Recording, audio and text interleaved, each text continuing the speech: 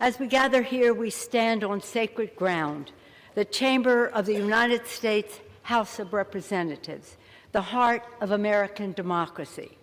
I will never forget the first time I saw the Capitol. It was on a cold January day when I was 6 years old.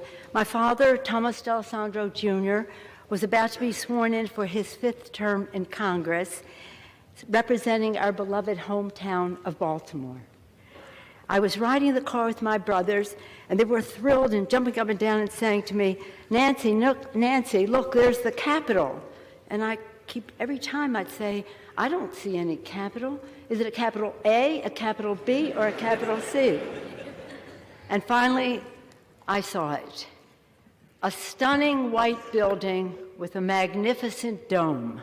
I believed then, as I believe today, this is the most beautiful building in the world because of what it represents.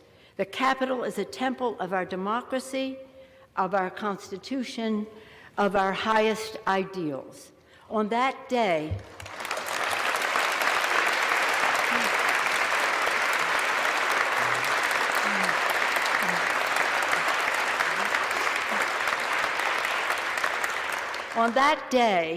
I stood with my father on this floor as he took a sacred oath to support and defend the Constitution of the United States against all enemies, foreign and domestic. All of us who have served in this House have taken the hallowed oath of office, and it is the oath that stitches us together in a long and storied heritage. Colleagues who served before us are all our colleagues. Colleagues like Abraham Lincoln, Daniel Webster, Shirley Chisholm, Patsy Mink, and our beloved John Lewis. Personally, it binds me as a colleague to my father, a proud New Deal congressman and one of the earliest Italian Americans to serve in the Congress. And this is an oath we are duty-bound to keep, and it links us with the highest aspirations of the ages.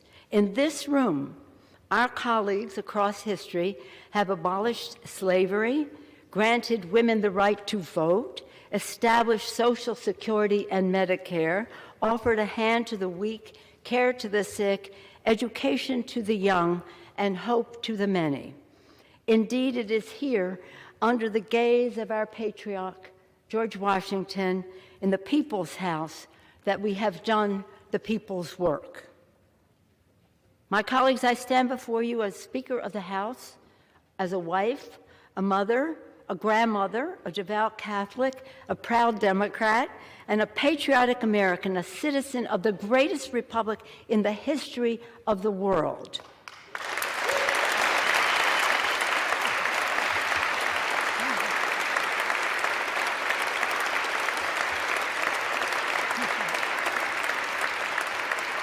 Which President Lincoln called the last best hope on earth. Indeed, in the words attributed to another of our colleagues, the legendary Daniel Webster, he said, "Hold on, my friends, to the Constitution of your country and the government established under it. Miracles do not cluster. That which has happened but once in 6,000 years cannot be expected to happen often." Indeed, American democracy is majestic, but it is fragile. Many of us here have witnessed its fragility firsthand, tragically, in this chamber. And so democracy must be forever defended from forces that wish it harm. Last week, the American people spoke, and their voices were raised in defense of liberty, of the rule of law, and of democracy itself.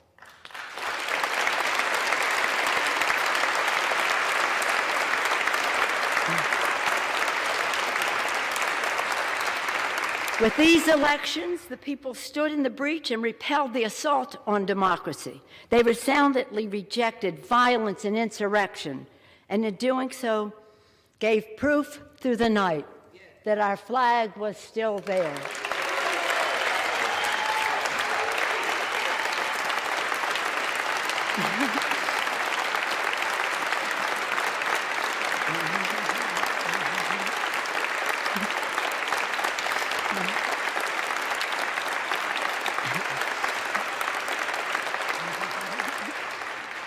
And now we owe to the American people our very best to deliver on their faith, to forever reach for the more perfect union, the glorious horizon that our founders promised. The questions before this Congress and in this moment are urgent. Questions about the ideals that this House is charged by the Constitution to preserve and protect. Establish justice, ensure domestic tranquility, provide for the common defense, promote the general welfare, and secure the blessings of liberty to ourselves and our posterity. Our posterity, our children. Babies born today will live into the next century, and our decisions will determine their future for generations to come. While we will have our disagreements on policy, we must remain fully committed to our shared fundamental mission, to hold strong to our most treasured democratic ideals, to cherish the spark of divinity in each and every one of us, and to always put our country first. In their infinite wisdom, our founders gave us their guidance, e pluribus unum, from many one. They could not have imagined how large our country would become or how different we would be from one another. But they knew we had to be united as one. We the people, one country, one destiny. It has been with great pride in my 35 years in the House I have seen this body grow more reflective of our great nation, our beautiful nation.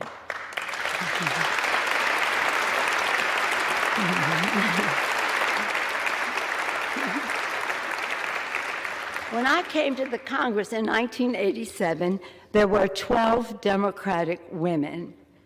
Now there are over 90, and we want more.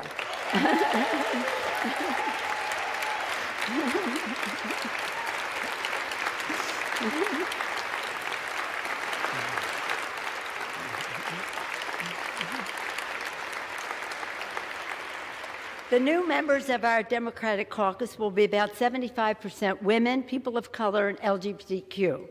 And we have brought more voices to the decision-making table. When I entered leadership in 2002, there were 8 of us.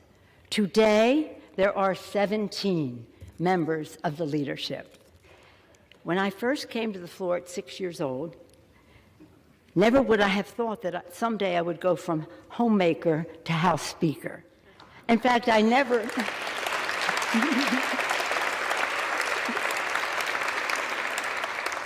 fact, I never intended to run for public office. Mommy and Daddy taught us through their example that public service is a noble calling and that we all have a responsibility to help others. In our family, my brother Tommy then became mayor of Baltimore also. But it's been my privilege to play a part in forging extraordinary progress for the American people. I have enjoyed working with 3 presidents, achieving historic investments in clean energy with President George Bush.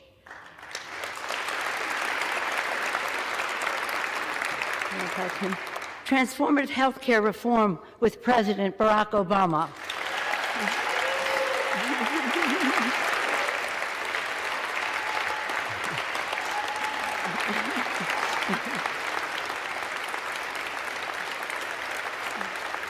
And forging the future, from infrastructure to healthcare to climate action with President Joe Biden.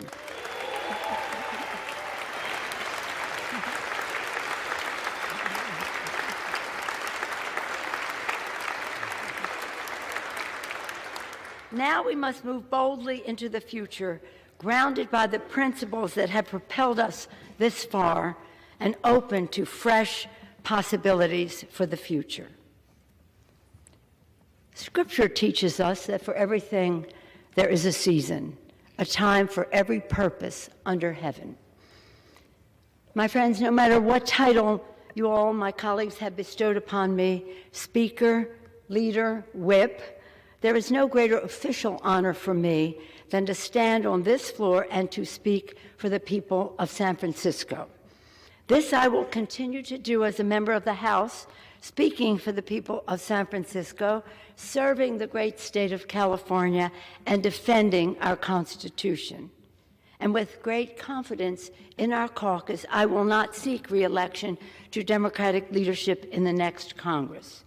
For me, the hour's come for a new generation to lead the Democratic caucus that I so deeply respect. And I'm grateful that so many are ready and willing to shoulder this awesome responsibility. Madam Speaker, standing here today, I'm endlessly grateful for all of life's blessings, for my Democratic colleagues whose courage and commitment with the support of your families have made many of these accomplishments possible. In fact, could not have been done without you. For my dear husband, Paul, who has been my beloved partner in life and my pillar of support, thank you. We're all grateful for all the prayers and well wishes as he continues his recovery. Thank you so much.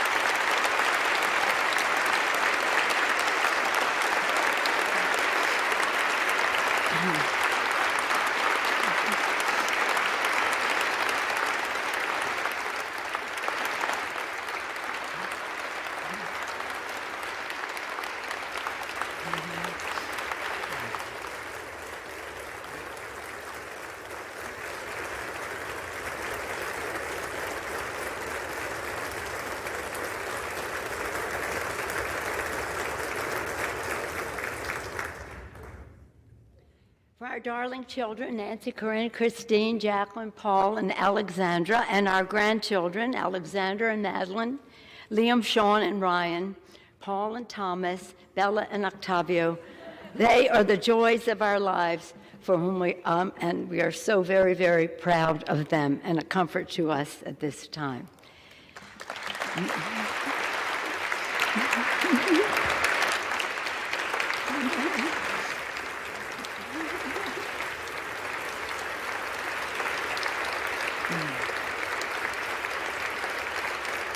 And for my brilliant, dedicated, and patriotic staff, under the leadership of Terry McCullough, working together, the finest group of public servants the House has ever known. Thank you all so much.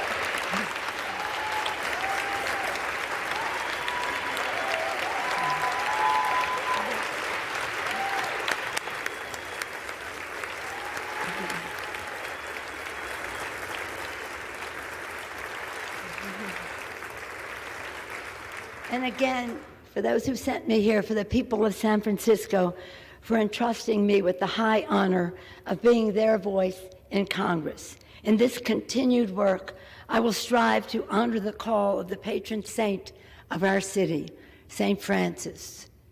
Lord, make me an instrument of thy peace. In this house, we begin each day with a prayer and a pledge to the flag. And every day, I am in awe of the majestic miracle that is American democracy. As we participate in a hallmark of our republic, the peaceful, orderly transition from one Congress to the next, let us consider the words of, again, President Lincoln, spoken during one of America's darkest hours. He called upon us to come together, to swell the chorus of the Union, when once again touched, as surely they will be, by the better angels of our nature. That again is the task at hand. A new day is dawning on the horizon, and I look forward, always forward, to the unfolding story of our nation, a story of light and love, of patriotism and progress, of many becoming one, and always an unfinished mission to make the dreams of today the reality of tomorrow. Thank you all. May God bless you and your families, and may God continue to bless our veterans and the United States of America. Thank you all so much. Thanks for watching our YouTube channel. Follow today's top stories and breaking news by downloading the NBC News app.